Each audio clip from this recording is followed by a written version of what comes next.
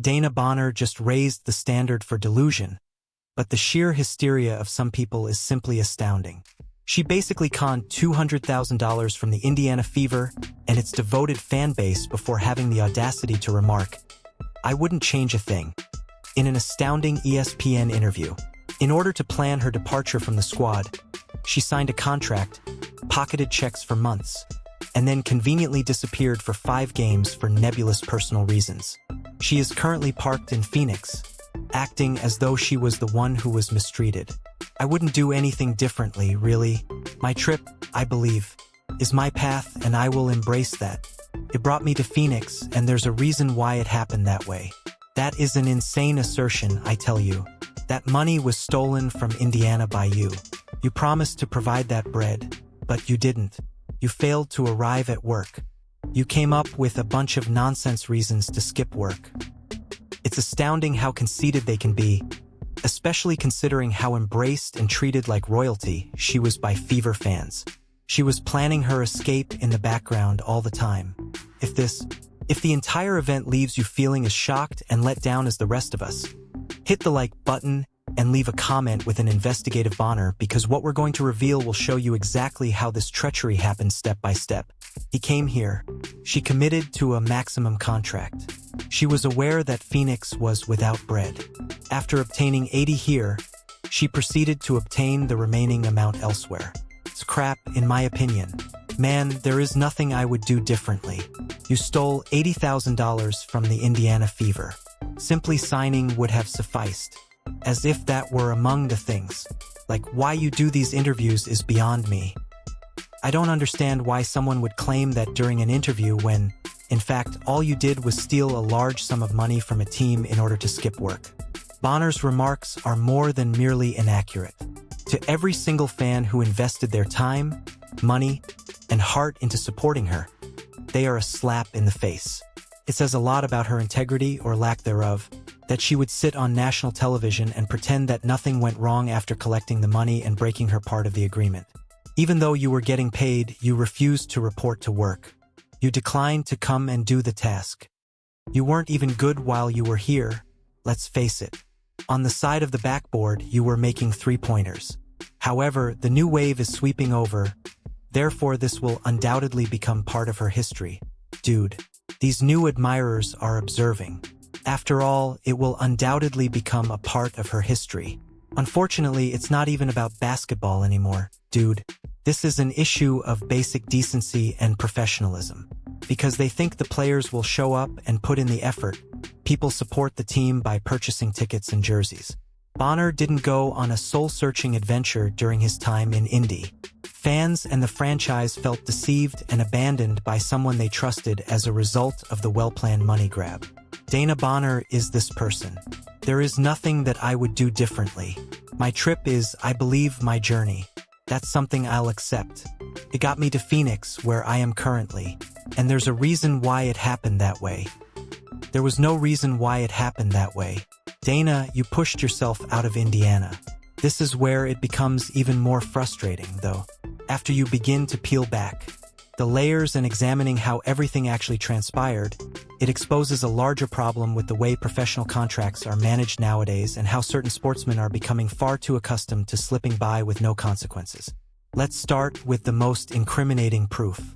The huge discrepancy between Bonner's real performance and her promises after signing that lucrative contract. This is just beyond my comprehension. Since DeWanna of Honor is in Phoenix, I find it incomprehensible that he is doing these interviews at this particular moment. What you sought is now yours. You've achieved what everyone had anticipated and desired all along. Everything is gone from you. Manor, your screwing over the Fever will make Indiana haters adore you. You screwed up the Fever, and they will love you for it. Fans of Phoenix Mercury will adore you. Since you essentially screwed over the Fever, rival fans will adore you. Because you messed up the Fever, Fever aficionados will despise you. The veteran in question averaged a disgraceful 1 point each game while jogging and erecting blocks as if she didn't give a damn. This had nothing to do with someone trying to figure out who they were. It was mailed by a player. Biting her tongue, she waited for the ideal opportunity to run.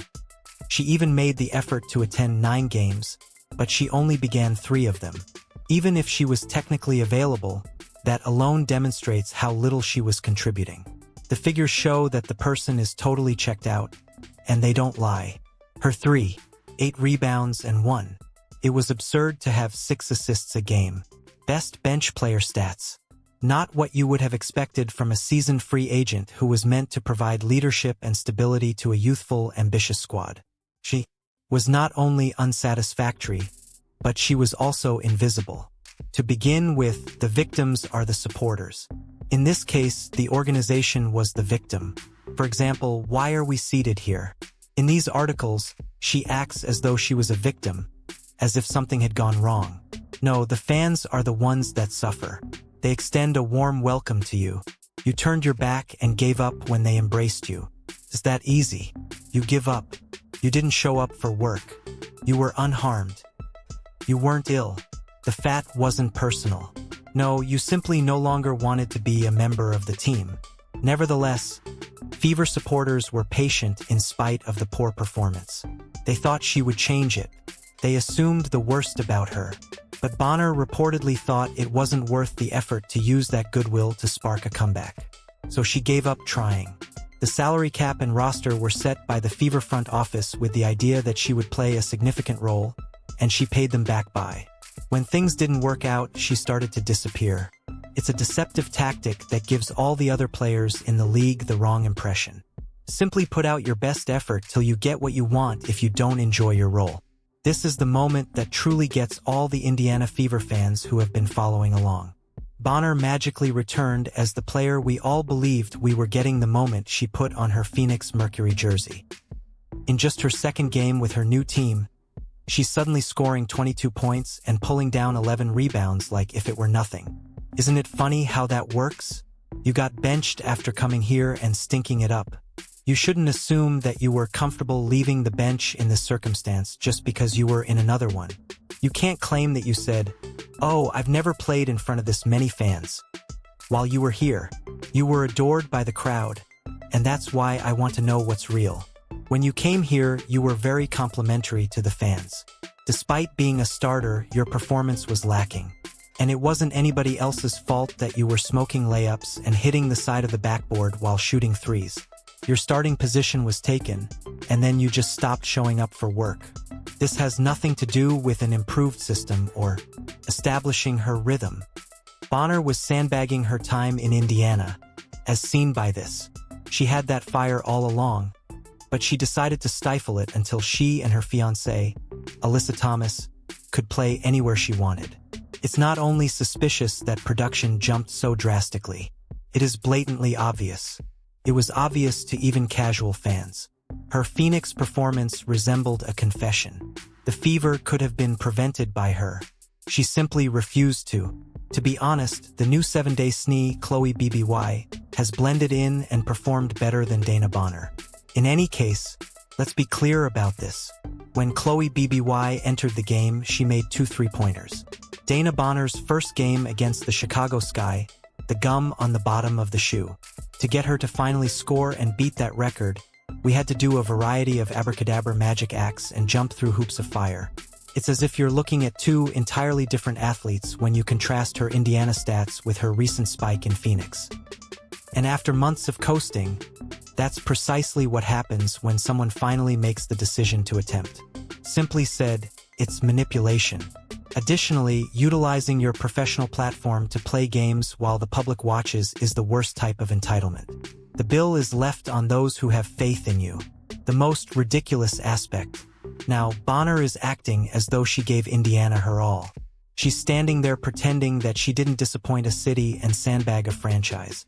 Phoenix supporters, meanwhile, are rejoicing as though she had just emerged from a funk, utterly disregarding the reality that they are profiting off someone else's treachery.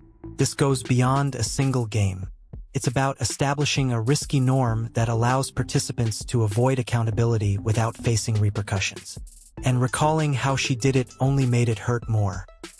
When she first got to Indy, she talked a big game and embraced the fan base as though she was eager to be a part of something unique. She didn't begin by complaining. She made no indications that she was dissatisfied. No, she acted out the role. She gave the cameras a smile. She made all the correct statements. This is a Dana Bonner quotation. "Coming off the bench doesn't bother me. That is not a player I have ever been. I don't think I'm known for that."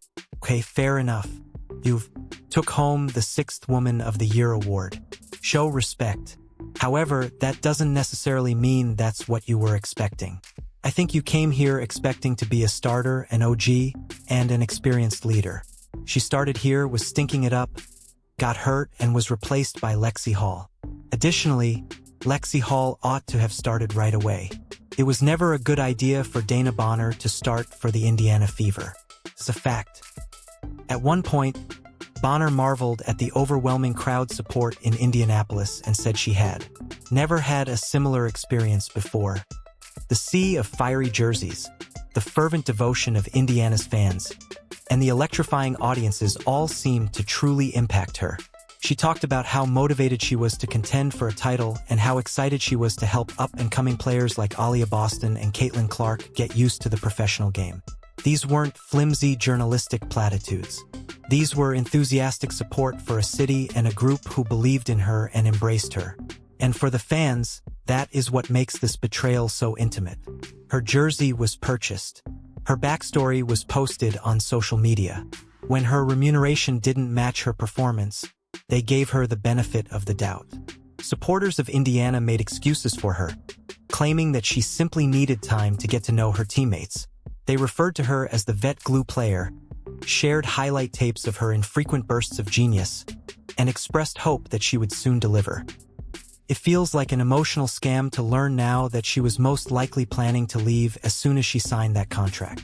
Her dedication wasn't genuine, but the support was. Caitlin Clark's preferred style of play, which is obviously the method that she is the center of the Fever's play. Pushing the ball down the court is their goal. They wish to move quickly. They want to move quickly. Dana Bonner might not be a good match for that kind of play at 37. That simply doesn't draw attention to her strengths. As you mentioned, she most likely wants to win basketball games and earn some money at this stage, so I believe it's likely a combination of personal and style of play factors. This was not a friendly split between a team and a player on strategic disagreements. This was an experienced professional taking advantage of trust, enjoying the benefits, and then running away when she discovered someone more suitable. The ire of the fans hasn't subsided because of this. This was more than a simple team transfer. It was someone who intentionally betrayed the trust that was placed in her, destroying every bridge in her path to departure.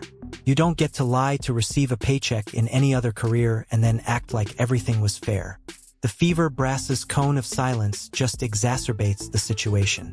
The fact that they haven't discussed how it all came to pass simply serves to confirm the notion that this matter was handled improperly from the start. It's easy to speculate that coaching choices, especially those made by Stephanie White, might have had an impact. Maybe exaggerated promises of playing time or leadership positions that fell apart when the actual game started. The fans are left to try to make sense of a conflict that shouldn't have gotten this out of hand because neither side is providing transparency. I believe that the main reason DeWanna was placed on the bench at all was due to Lexi Hall's and Caitlin's performance in the system last year. I'm still trying to figure it out. Last week, I went back and reviewed all of these press conferences and public appearances. Comments and like my interviews in Indiana, the one that particularly stood out to me was when Dana Bonner said, "I had to catch my breath because these guys are fast," on the first day of training camp.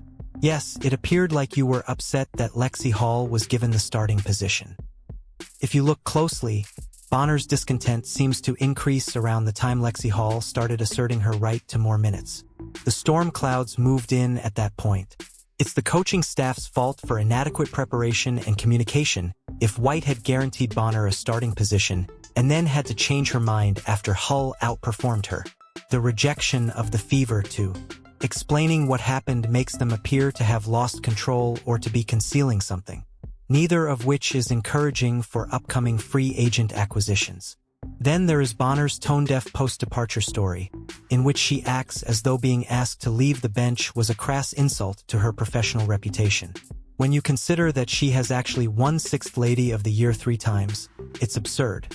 The foundation of that honor is succeeding off the bench. However, she is now acting as though it was unimportant. It is a contradiction in the extreme.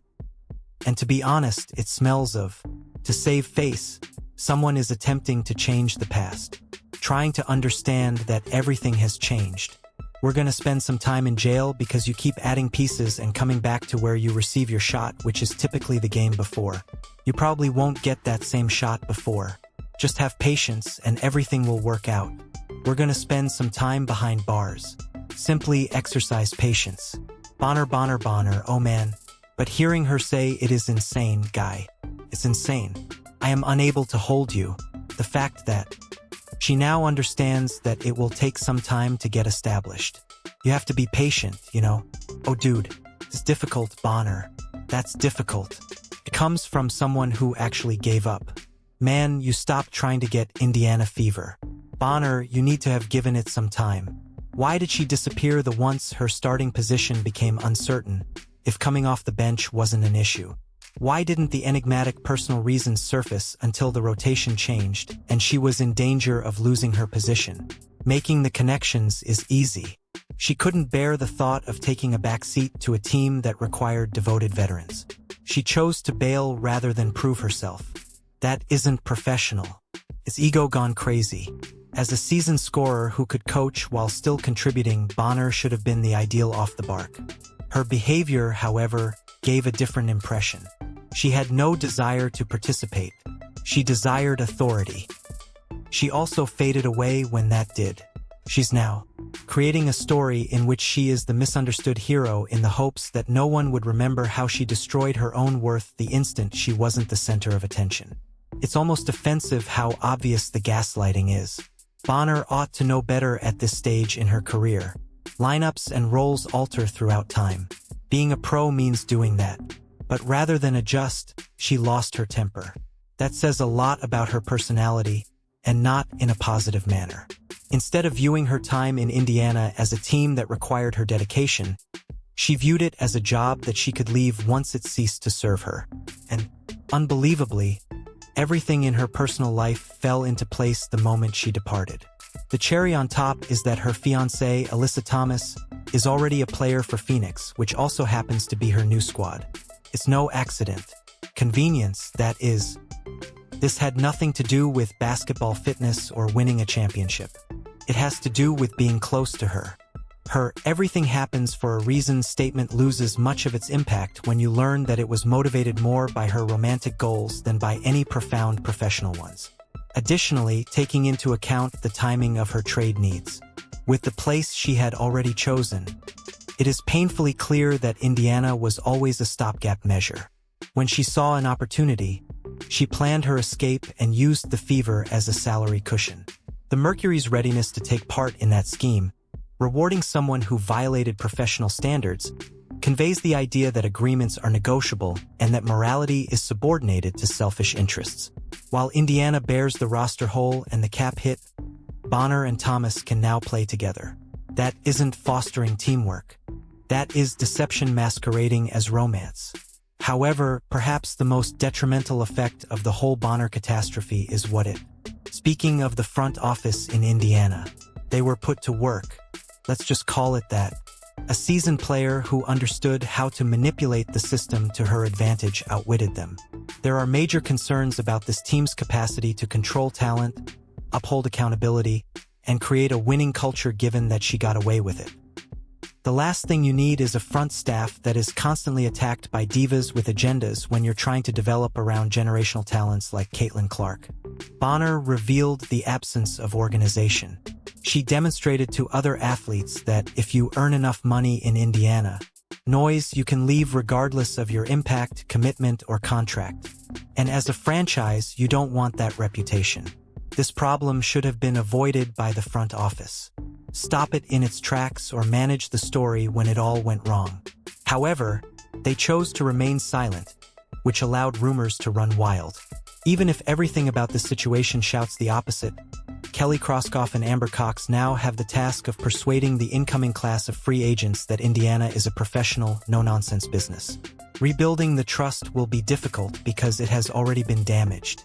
Up until Even if Indiana demonstrates that it can uphold rules, hold players accountable, and put the team above individuals, it will still be open to abuse by veterans who want the money without putting in the work. Every irate player now has a how-to manual for departing town and making money thanks to the Bonner incident. It's not simply a PR nightmare either. Everything Indiana is attempting to construct is at risk due to this operational failure. Please leave a comment below if you, like the rest of us, are frustrated by this entire situation. To ensure you don't miss anything, like, subscribe, and enable all notifications. Select the video that appears on the screen and we shall see you in the upcoming